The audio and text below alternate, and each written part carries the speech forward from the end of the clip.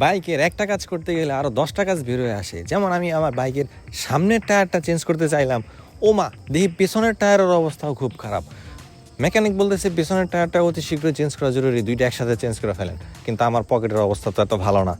তো যাই হোক, এখন আমি একটা টায়ার চেঞ্জ করতে গিয়া দেখি আমার সাসপেনশনের অবস্থাও ভালো না। সাসপেনশন বলতে সামনের ফ্রোকের অয়েল সিল যেইটা আছে ওইটা একরকম ভালোই হয়েছে। অনেকদিন যাবৎ আমার সামনের সাসপেনশনটা খুব ভালোভাবে খেলতেছিল না, আবার খুব বেশি খেললে ঠাস ঠাস করে বাড়ি খাইতেছিল। এখন কোথায় কি সমস্যা জানি না, মেকানিক বললো যে এইটার যে ভিতরের স্প্রিংটা ওইটাতে নাকি কি ঝামেলা হয়েছে। তো যাই হোক, অনেক কসরত করতেছে এটা নিয়ে, দেখা যাক কি হয়। আমি ঠিক করার পর রিভিউ দিব যে বর্তমান অবস্থা থেকে কতটুকু আমি উন্নতি পাইলাম। তো এখন টায়ার পরিবর্তন করতে গেলে আপনাদের একটা আমি সাজেশন দিব, সেটা হচ্ছে যদি আপনারা এরকম লোকাল দোকান থেকে যেখানে এইভাবে টায়ার খোলা হয় সেখান থেকে চেঞ্জ করেন, তাহলে আপনাদের রিমের মধ্যে ছোটোখাটো হালকা পাতলা দাগ পড়বে, এটা স্বাভাবিক। আর যদি চান আপনার রিমের মধ্যে কোনো পরিমাণ দাগ না পড়ুক, তাহলে আপনারা যেখানে হচ্ছে অটোমেটিক মেশিন না আর কি, যে মেশিনের মাধ্যমে টায়ার খোলা হয় ওইখানে যাইতে পারেন আপনারা। তো আমার এখন সময় স্বল্পতার কারণে আমি এখান থেকে কাজ করাচ্ছি।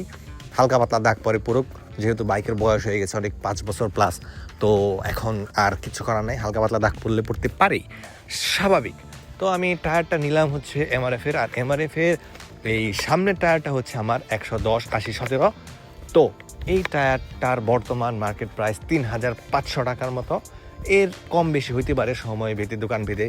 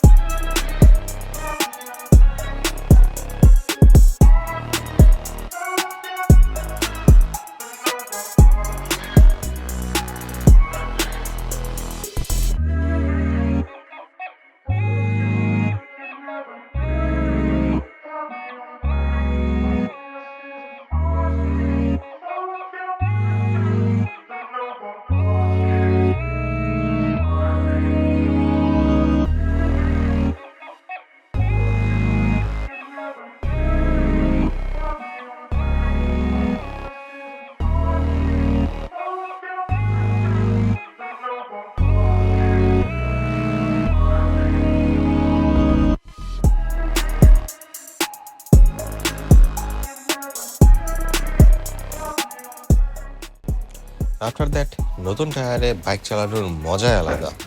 তো ভালোই লাগতেছিল। আপনারা কখনো যদি টায়ার চেঞ্জ করেন তার অনুভূতি আমাকে জানাবেন। টিল দেন, আল্লাহ হাফেজ, টাটা।